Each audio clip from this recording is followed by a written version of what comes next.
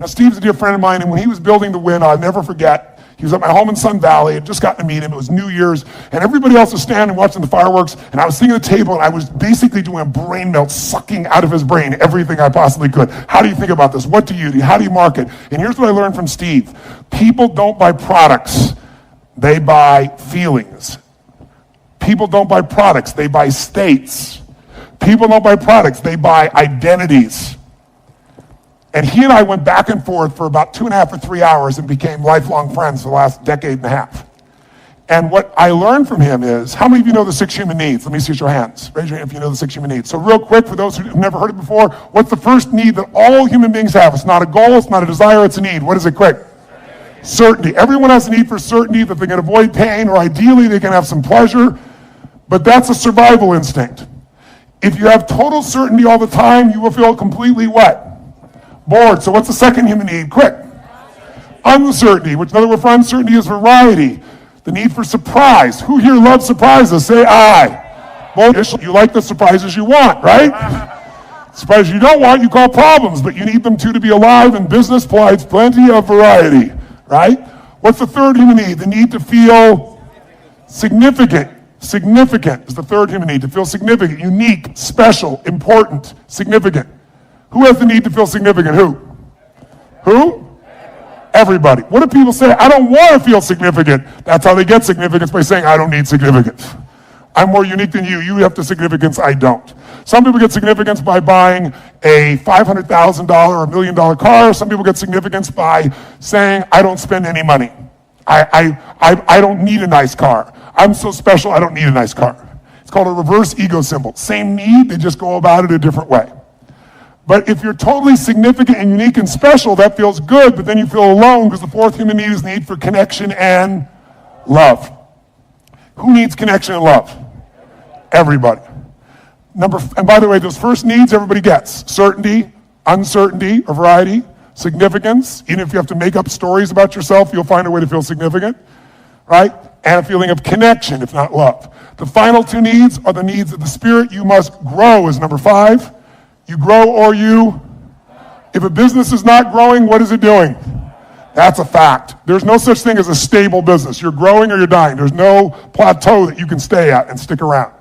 And lastly, number 6, you got to grow, and with what you grow, you have to contribute, because everything in the universe is either growing or dying. Everything in the universe is contributing, or it's eliminated by evolution, if nothing else. We're made for that. Now, having said that, when I was with Steve that night, I explained these 6 needs, and as I'm explaining them, he grabs me physically by the shoulder. He goes, that one. And I just said significance. He goes, that's where I've made all of my money in my entire life. He said, people will pay disproportionately to feel significant than for any other need. He said, people will spend more money. People want love, but they think they'll get love if they're significant, or at least they'll get laid if they're significant. He said, so I've built the most expensive hotels in the world, and I charge more than anybody else. And even when Las Vegas in 2008 went through its drawdown, Steve kept his prices high. Why? He wanted to still be the most special place. He came to this seminar, sat in the front row, and there's almost nothing that makes me uncomfortable, but I'm like, what am I going to teach him? But he sat in this event, at lunch, took me to lunch, and he goes, this is the most viable session I've been in the last 10 years. I know what I'm going to do. This is in 2008. He said, here's what I'm going to do. I'm going to, when all my competitors are shrinking right now because they're trying to survive, I'm going to go build this giant beach club that goes right to Las Vegas Avenue. I'm going to build this new entrance. I'm going to up my services. He said, I'm going to do what you teach. What is the fundamental success to becoming wealthy? It's only one thing. If you want to be wealthy, you have to do more for your clients than who? Than anyone else. You have to add more what? That is the entire secret to wealth in business. If you want it in one sentence, it's simple. Do more for others than anyone else is doing, add more value, and you will own them and you will own the marketplace. He goes, you know what I'm going to do, Tony? When everybody else is shrinking, I'm going to add more value. So all the high-end people are going to see I'm doing more, and they're going to come to me, and this down period is going to be the most important period of my entire career. Because when the economy comes back and those guys start giving services, I already own these people. They're not going to leave me. I'm their home. You got to ask yourself, what do I do to add more value? And many of you think adding more value means cutting your prices or doing something of that nature. Sometimes adding value is raising your price. It's crazy. Raising your price can increase your sales if it's the right piece. Now, if you raise your price and do more, no question that could be the right thing in some cases. Some of you, your market is the cheapest price.